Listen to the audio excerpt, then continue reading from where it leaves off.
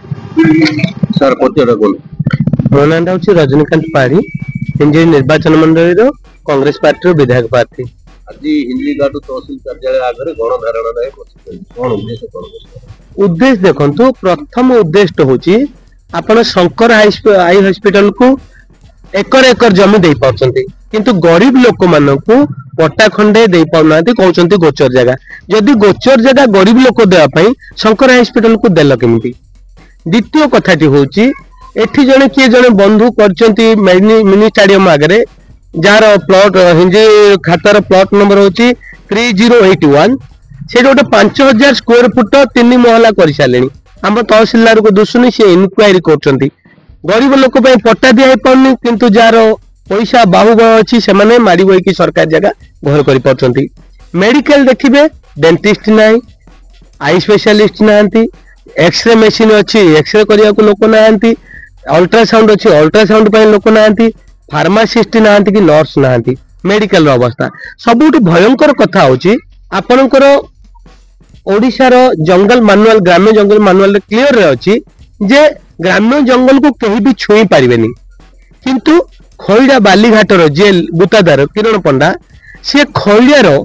जंगल को ग्राम्य जंगल को काटिकी शह शह खाइबा बाली बिकी देइचंती जोटा कंप्लेन देइछ माइंस को तहसीलदार को से विषय के ध्यान दोनी।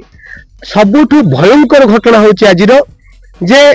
आपण जानथिबे इरिगेशन रोड रे हेवी व्हीकल चलाउ नाही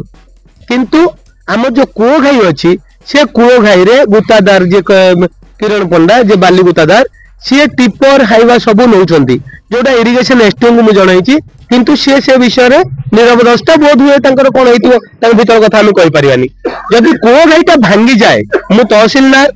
एसडीओ एवं कलेक्टर समस्त को पचारिया चाहूँगी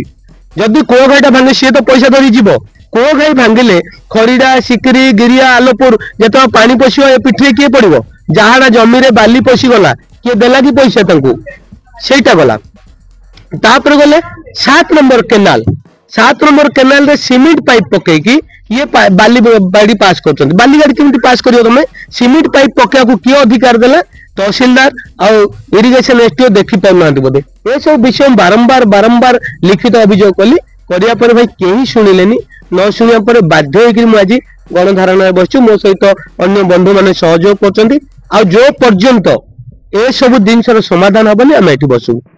आज कलेक्टर ब्लॉक रे ओटे ग्रीवेंस थिला ए दिन ग्रीवेंस अपन देखंतु कलेक्टर को प्रत्येक विषय रे अक्टोबर 18 तारिख दिन आमे जणैछु गोटे रैली करथिलु सेठी छत्रपुर जाईकी जणैथिलु तापर लिखित आकार 3-4 थर देछु 6 तारिख रे माने हमर नवेम्बर 6 रे नवेम्बर 11 रे 12 रे पुणी एटा लास्ट डेट रे देछि केबे डिसेंबर 1 रे देबा पर केही सुनु नांती भाई केही सुनिबार उद्देश्य रे नांती समस्त गांठ साठ रे रहउचंती बोली मु कहबे तर आपण प्रथम दाबी कोन रहउची प्रथम दाबी कोन कोटा भाई काठू के कम दाबी कम नो आपण गरीब लोक को पट्टा दे पनांती किंतु धनी माफिया माने जागा माडी बई की घर करचंती मेडिकल रे डॉक्टर नांती कि नर्स नांती आपण जानतो इंजेक्शन खन देबा को लोक नांती सेटा डॉक्टर नांती को गाईटा भांगी गले 4-5टा गां भासी जीवो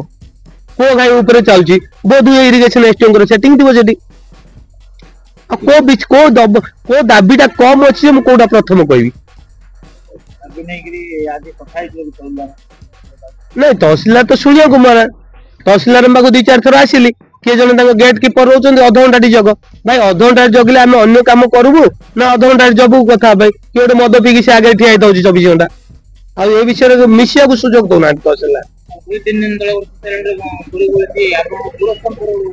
तहसील सामने किछि कथा है भलो कथाटी पचारले देखंतु पुरस्तमपुर बालीघाट जे नैचंती रवि कुमार तांको जो जगह दिया है से जगह को छाड़ी से तो अन्य जगह नैचंती किंतु भीमपुर जोड़ा गोचर जमी मात्र 50 मीटर दूर से बाली उठौचंती मात्र 50 मीटर जदि बाली उठी जाए से ताहाले से सब